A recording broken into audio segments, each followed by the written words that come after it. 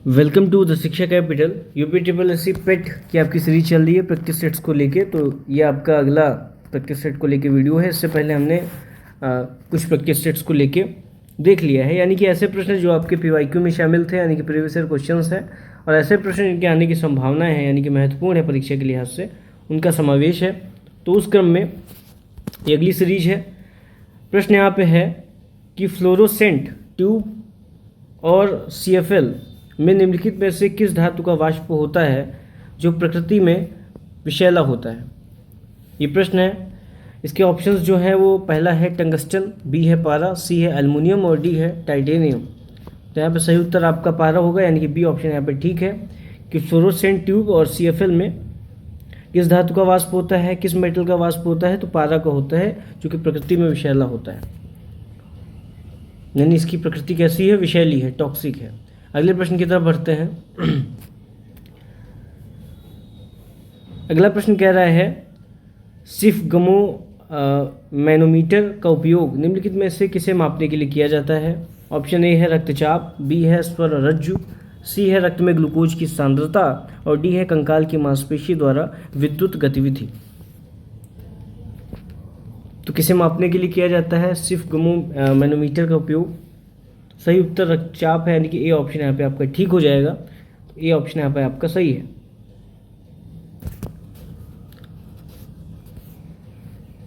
अगला प्रश्न है कि चांदी का जूता मारना ये जो मुहावरा है, इसका कौन सा अर्थ जो है निम्नलिखित में से सही है। ये प्रश्न कह रहा है ऑप्शन ए है रिश्वत देना, बी है परवाह न करना, सी बहुत पीटना और डी आनंद मनाना। तो चांदी का जूता मारने मुहावरे का अर्थ क्या होता है? चांदी का जूता मारने का अर्थ होता है रिश्वत देना। तो रिश्वत देना जो होता है एक तरीके का चांदी का जूता मारा जाता है, ये इस मुहावरे का अर्थ है, ये आपको ध्यान रखना है। तो चांदी का जूता मारना इस मुहावरे का सही अर्थ क्या हुआ? रिश्वत देना।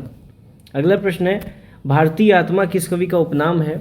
Option A Vidyapati Thakur, B Bharatendu, C Makhanlal Chaturvedi और डी हरिराम व्यास। यहाँ पे जो आपका सही उत्तर हो जाएगा, आपको सबको पता, बहुत ही फेमस है, बहुत ही कॉमन प्रश्न है। सही उत्तर सी है, यानी कि माखनलाल चतुर्वेदी। इनकी कविता है पुष्प की अभिलाषा, जहाँ नहीं मैं सुरबाला के गहनों में गूथा जाऊँ। वो जो कविता है पुष्प की अभिलाषा, जिसमें वो देशभक्ति और राष्ट्रभक्ति को समर्पित कविता लिखते हैं, और पुष्प की अभिलाषा कहीं ना कहीं उनकी अभिलाषा है, इसको वो बताते हैं। तो भारतीय आत्मा किस कवि का उपनाम है? माखनलाल चतुर्वेदी का उपनाम है, यानी कि सी ऑप्शन यहाँ पे ठीक हो जाएगा। ये आपको ध्यान रखना है, भारतीय आत्मा, सी ऑप्शन यहाँ पे ठीक होगा। अगले प्रश्न की तरफ बढ़ते हैं। उर्मिलेश शब्द का संधि विच्छेद यहाँ पे बताना है, चयन करना है। तो यहाँ पे ए ऑप्शन है उर्मिला धनीश, बी है उर्मिल धनीश, सी है उर्मिल धन ऐश और डी है उर्मिला धन ऐश। तो यहाँ पे उर्मिला का शब्द जो संधि विच्छेद है, इसका संधि विच्छेद का चयन आपको करना है कि कौन सा सही है। तो यहाँ पे जो ठीक उत्तर हो जाएगा आपका ए हो जाएगा, यानी कि उर्मिला धन ईश, ये शब्द का संधि विच्छेद है सही वाला। ये ऑप्शन यहाँ पे आपका ठीक हो जाएगा। तो बढ़ते हैं अगले प्रश्न की तरफ।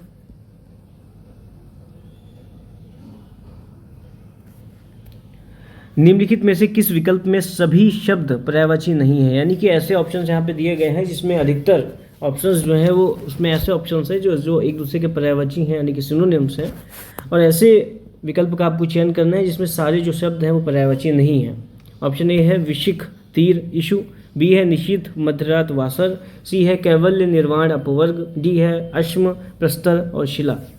ऐसा वर्ग बताइए जिसमें सभी शब्द पर्यायवाची नहीं है, ऐसा आपको विकल्प बताना है, ऑप्शन बताना है, वही यहाँ पे सही होगा, जिसमें सभी शब्द पर्यायवाची नहीं है। तो यहाँ पे सही उत्तर होगा वो आपका बी होगा, क्योंकि निशिथ मध्यरात और वासर, इसमें सब शब्द जो है, सारे शब्द जो है वो पर्यायवाची नहीं है। वासर का अर्थ दिन होता है, मध्यरात्र आपका रात्रि से संबंधित है, निषेध भी उसी के आसपास आता है मध्यरात्रि के संदर्भ में। तो वासर का अर्थ दिन है, यानी कि पर्यायवाची यहाँ पे एक दूसरे से मिलते नहीं हैं, सभी शब्द पर्यायवाची नहीं है। तो आपका बी ऑप्शन यहाँ पे ठीक हो जाएगा। आगे बढ़ते हैं। निम्नलिखित में से किस विकल्प में शब्द सूत्र सम भिन्नार्थक सही अर्थभेद नहीं है, का सही अर्थभेद नहीं है? किस विकल्प में शब्द श्रुति सम भिन्नार्थक का सही अर्थभेद नहीं है? तो यहाँ पे शब्द युग्म दिए गए हैं और अर्थभेद दिया गया है। तो आपको यहाँ पे ठीक ऑप्शन का चयन करना है। तो यहाँ पे ठीक ऑप्शन क्या होगा वो आप बताइए। यहाँ पे जो आपका सही उत्तर होगा वो डी होगा, यानी कि थाती और थाती, ये आपका यहाँ पे ठीक उत्तर हो जाएगा, ये आपको ध्यान रखना है। अगले प्रश्न की तरफ बढ़ते हैं। निम्नलिखित में से कौन सा 1892 के सुधारों का विस्तार था? ए भारत सरकार अधिनियम 1935, बी वेवेल योजना 1945, सी 1909 का परिषद अधिनियम और डी भारत सरकार अधिनियम 1919। तो आप बताइए कि यहाँ पे कौन सा 1892 के सुधारों का विस्तार था, अधिनियम या योजना? यहाँ पे ठीक उत्तर आपका हो जाएगा 1909 का परिषद अधिनियम, ये 1892 के सुधारों का विस्तार था, ये आपको ध्यान रखना है। 1909 का परिषद अधिनियम 1892 के सुधारों का क्या था? विस्तार था, एक्सटेंशन था। तो यहाँ सही उत्तर आपका सी हो गया। अगला प्रश्न है कि 1920 में उत्तर प्रदेश के प्रतापगढ़ जिले में पहला किसान मार्च किसके द्वारा आयोजित किया गया था? यानी कि 1920 में जो उत्तर प्रदेश के प्रतापगढ़ जिले में पहला किसान मार्च हुआ था, किसके द्वारा आयोजित हुआ था, ऑर्गेनाइज हुआ था? ये प्रश्न पूछ रहा है। महात्मा गांधी के द्वारा, नेहरू के द्वारा, सी मोतीलाल नेहरू के द्वारा और डी सरदार वल्लभ भाई पटेल जी के द्वारा। तो यहाँ पे आपको सही उत्तर का आपको चयन करना है। यहाँ पे जो आपका सही उत्तर होगा वो जवाहरलाल नेहरू होगा, यानी कि बी ऑप्शन। यानी कि 1920 में उत्तर प्रदेश के जो प्रतापगढ़ जिला है वहाँ पे पहला किसान मार्च जो आयोजित किया गया, उसके आयोजनकर्ता जो थे, उसके जो ऑर्गेनाइजर थे वो कौन थे? जवाहरलाल नेहरू थे। यहाँ पे बी ऑप्शन आपका सही होगा। इस क्रम में जो अगला प्रश्न है, प्रश्न कह रहा है कि बुरहानपुर में स्थित असीरगढ़ किला, जिसे दक्कन का दरवाज़ा के नाम से जाना जाता है, निम्नलिखित में से किस यदुवंशी अहीर राजा द्वारा बनवाया गया था? राजा का नाम पूछा गया है जो यदुवंशी अहीर हैं। शिवदत्त अहीर, ईश्वर सेन अहीर, आशा अहीर और रुद्र सिंह अहीर। तो ये किसके द्वारा बनवाया गया था? बुरहानपुर में स्थित असीरगढ़ का किला, जिसे दक्कन का दरवाज़ा के नाम से जानते हैं। सही उत्तर आशा अहीर होगा, यानी कि सी ऑप्शन यहाँ पे सही है। आशा अहीर के द्वारा बुरहानपुर में स्थित असीरगढ़ किला, जिसे दक्कन का दरवाज़ा कहते हैं, बनवाया गया था। प्रश्न आपका यहाँ से बन सकता है कि असीरगढ़ किला, जिसे दक्कन का दरवाज़ा कहते हैं, कहाँ स्थित है? बुरहानपुर में स्थित है। किसके द्वारा बनवाया गया? यदुवंशी अहीर, आशा अहीर के द्वारा बनवाया गया। प्रश्न एक ऐसा भी पूछा जा सकता है कि बुरहानपुर में स्थित असीरगढ़ किला को किस अन्य नाम से जाना जाता है? तो दक्कन का दरवाज़ा इस नाम से जाना जाता है। तो आपके 3-4 तरीके के प्रश्न आपसे बन सकते हैं आपके यहाँ से। तो तथ्यों से भरपूर ये प्रश्न है, तो आपको ध्यान रखना है। आशा अहीर, बुरहानपुर में स्थित असीरगढ़ किला, जिसे दक्कन का दरवाज़ा कहते हैं, और ये जो राजा थे यदुवंशी अहीर थे। आगे बढ़ते हैं। लेक तुर्काना दुनिया की सबसे बड़ी रेगिस्तानी झील है। यह दुनिया के निम्नलिखित में से किस देश में स्थित है? ए संयुक्त अरब अमीरात, बी तुर्की, सी केन्या और डी ओमान। यहाँ पे सही उत्तर का आपको चयन करना है कि लेक तुर्काना दुनिया की सबसे बड़ी रेगिस्तानी झील है। यानी पहला तथ्य यह है कि लेक तुर्काना दुनिया की सबसे बड़ी झील कौन सी है? रेगिस्तानी झील कौन सी है? तो लेक तुर्काना है, ये दुनिया की सबसे बड़ी रेगिस्तानी झील है। इसके साथ ही साथ यह दुनिया के किस देश में स्थित है? तो केन्या में स्थित है, यानी कि सी ऑप्शन यहाँ पे आपका ठीक होगा। यानी 2 तरीके के प्रश्न आपके यहाँ से बन सकते हैं। यहाँ पे जो पूछा गया सिर्फ देश पूछा गया है, यानी लेक तुर्काना जो कि दुनिया की सबसे बड़ी रेगिस्तानी झील है वो दुनिया के किस देश में स्थित है? तो केन्या में स्थित है। एक प्रश्न आपका ये भी पूछा जा सकता है कि दुनिया की सबसे बड़ी रेगिस्तानी झील कौन सी है? तो लेक तुर्काना है। ठीक है, तो ये आपको ध्यान रखना है, केन्या में स्थित है लेक तुर्काना, दुनिया की सबसे बड़ी रेगिस्तानी झील किस देश में स्थित है? केन्या।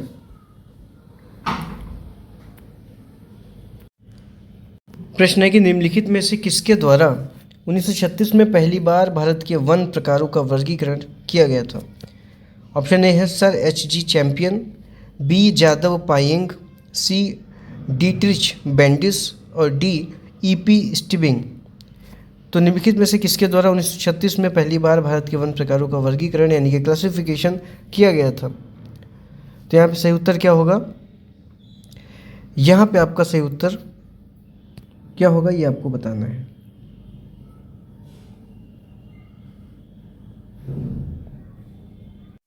ऑप्शन नंबर ए यहाँ पे ठीक है, सर एच.जी. चैंपियन। इनके द्वारा 1936 में पहली बार भारत के वन प्रकारों का, वन के टाइप्स का यानी कि फॉरेस्ट के टाइप्स का क्लासिफिकेशन यानी कि वर्गीकरण किया गया था। ये आपको ध्यान रखना है। अगले प्रश्न की तरफ तेजी से बढ़ते हैं हम सभी लोग। प्रश्न कह रहा है कि चबी मुरा, जो कि गोमती नदी के तट पर खड़ी पहाड़ी दीवार पर चट्टान पर की गई नक्काशी के पैनलों के लिए प्रसिद्ध है, भारत के निम्नलिखित में से किस राज्य अथवा केंद्र शासित प्रदेश में स्थित है? ए सिक्किम, बी त्रिपुरा, सी असम और डी मेघालय।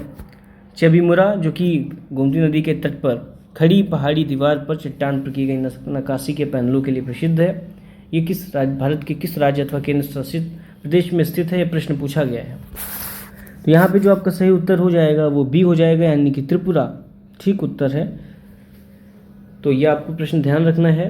चबीमुरा, जो कि गोमती नदी के तट पर खड़ी पहाड़ी दीवार पर चट्टान पर की गई नक्काशी के पैनलों के लिए क्या है? प्रसिद्ध है, फेमस है। ये भारत के त्रिपुरा में स्थित है।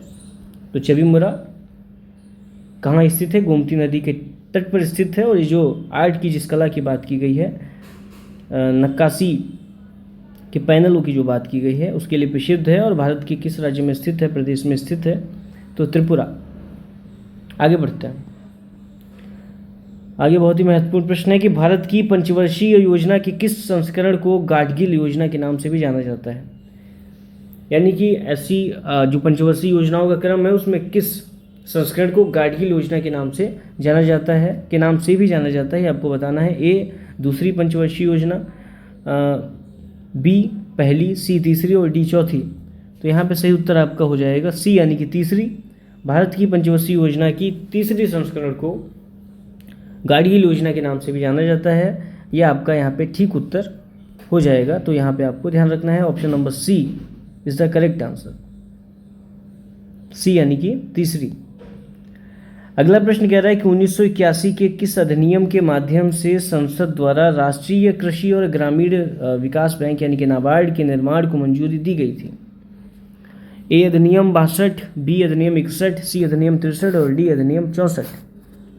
यहाँ पे जो आपका सही उत्तर हो जाएगा वो अधिनियम 61 होगा, यानी कि बी ऑप्शन यहाँ पे आपका ठीक है। 1981 के अधिनियम 61 के माध्यम से संसद के द्वारा राष्ट्रीय कृषि और ग्रामीण विकास बैंक, जिसको नाबार्ड कहते हैं, इसके निर्माण को यानी कि इसको बनाने को लेकर मंजूरी दी गई थी। आपको ध्यान रखना है। यानी कि नाबार्ड से संबंधित अधिनियम आपका हो गया 1900, जो कि 1981 से संबंधित है। अधिनियम आपका 61, ये आपको ध्यान रखना है। ये 1981 का अधिनियम है। अधिनियम 1981 से जुड़ा है, ये आपको ध्यान रखना है। तो सही ऑप्शन आपका बी हो जाएगा, अधिनियम 61। नाबार्ड के निर्माण को मंजूरी दी गई थी, इसके माध्यम से आपको ध्यान रखना है। यानी कि नाबार्ड अधिनियम 61, इतना आपको ध्यान रखना है, तो आपको परीक्षा में ध्यान रहेगा। अगला प्रश्न कह रहा है कि भारत में राष्ट्रव्यापी जीएसटी का विचार निम्नलिखित में से किसके द्वारा प्रस्तावित किया गया था? जीएसटी यानी कि गुड्स एंड सर्विसेज टैक्स जो हम लोग भरते हैं। ए राजा चलैया समिति, बी रेखी समिति, सी कैनका टास्क फोर्स और डी चर नरसिम्हम समिति।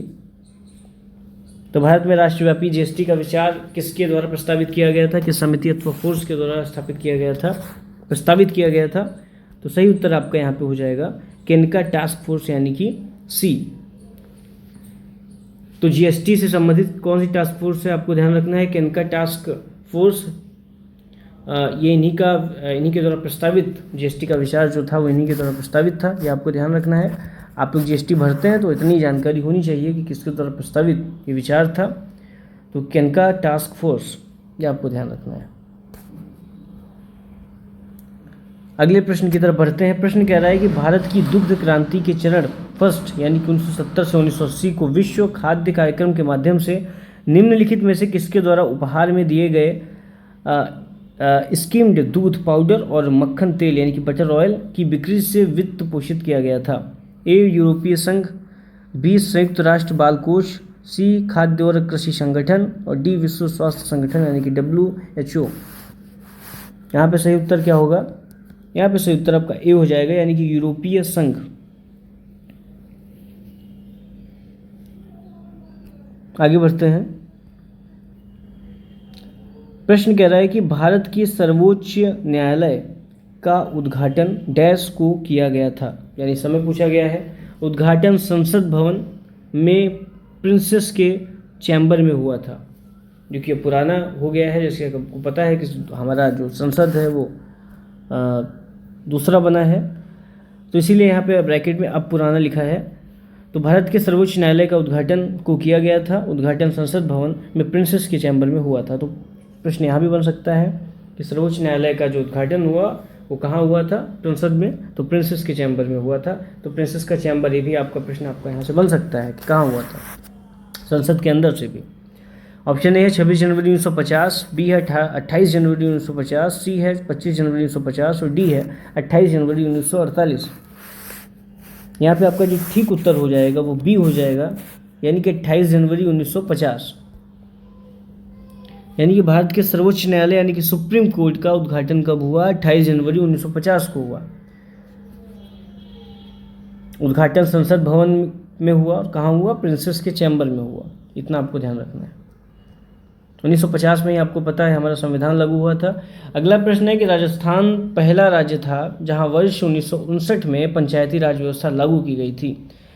इसे सबसे पहले राजस्थान के किस जिले में लागू किया गया था, ये प्रश्न आपका पूछा गया है। यानी कि राजस्थान में तो लागू की गई थी पंचायती राज व्यवस्था 1959 में, लेकिन प्रश्न कह रहा है कि इसे सबसे पहले राजस्थान में किस जिले में लागू किया गया था? ए कोटा, बी जोधपुर, सी नागौर और डी सिरोही। तो यहाँ पे सही उत्तर नागौर है, यानी कि सी।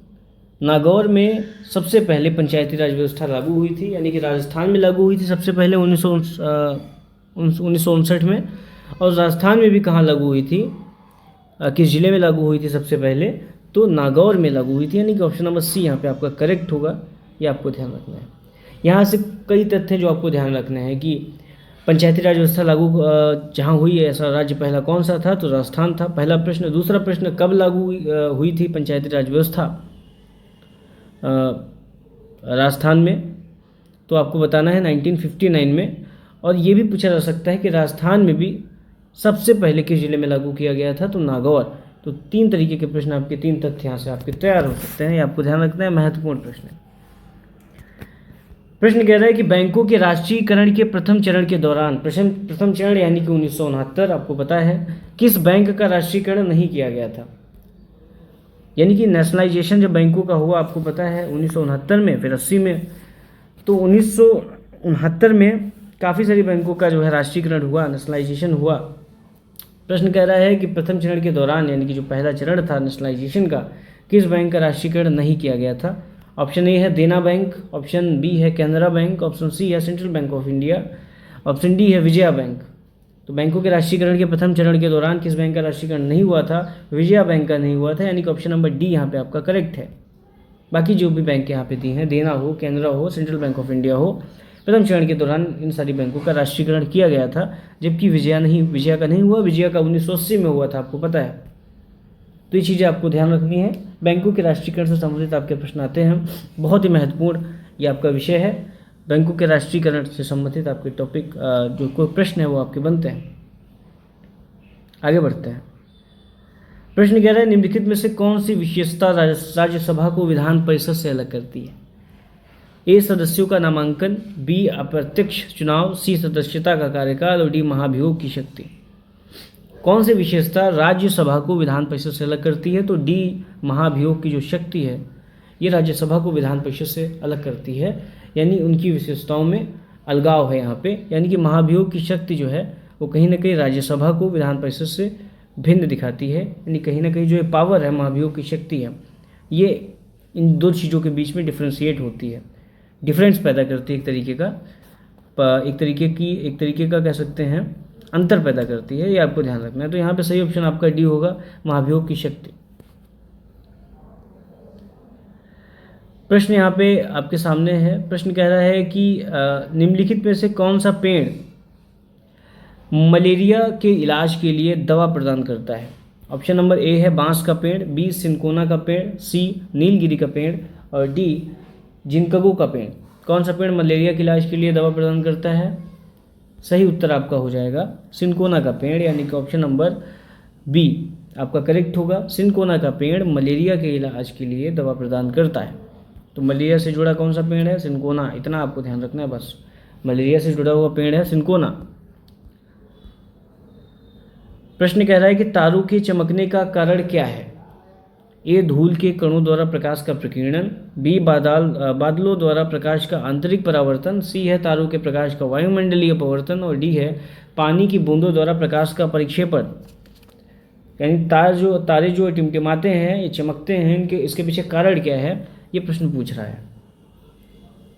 यहाँ पे जो सही उत्तर हो जाएगा वो आपका सी हो जाएगा, यानी कि तारों के प्रकाश का वायुमंडलीय अपवर्तन ही कारण है तारों की चमकने का। तो वायुमंडलीय अपवर्तन आपको ध्यान रखना है, सही आंसर है।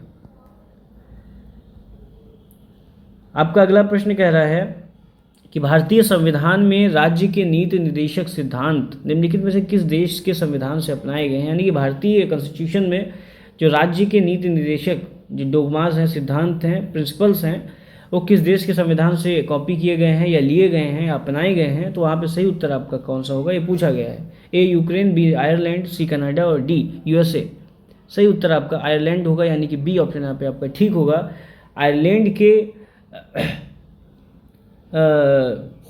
संविधान से भारतीय संविधान में राज्य के नीति निर्देशक सिद्धांत आए हैं, ये आपको ध्यान रखना है। आखिरी जो आपका प्रश्न है 25वां, इसको भी देख लेते हैं। भारतीय संविधान के किस संशोधन ने लोकसभा और विधानसभाओं दोनों में एंग्लो इंडियन के नामांकन को समाप्त कर दिया है? ए, 101वां संशोधन अधिनियम 2019, बी, 100वां संशोधन अधिनियम 2019, सी, 104वां संशोधन अधिनियम 2019, और डी, 107वां संशोधन अधिनियम 2019। यहाँ पे ठीक उत्तर आपका सी होगा, यानी कि 104वां संशोधन अधिनियम 2019, ये आपका यहाँ पे ठीक उत्तर होगा। तो ये जो प्रैक्टिस सेट्स का सीरीज का क्रम है, ये सिलसिला है, चलता रहेगा। इसमें आपके पीवाईक्यू शामिल हैं और महत्वपूर्ण मॉडल क्वेश्चन शामिल हैं, प्रैक्टिस सेट्स शामिल हैं, जिससे कि आपकी परीक्षा स्ट्रांग हो सके। फिर मिलते हैं अगली जो है प्रैक्टिस सीरीज में। तब तक के लिए जय हिंद।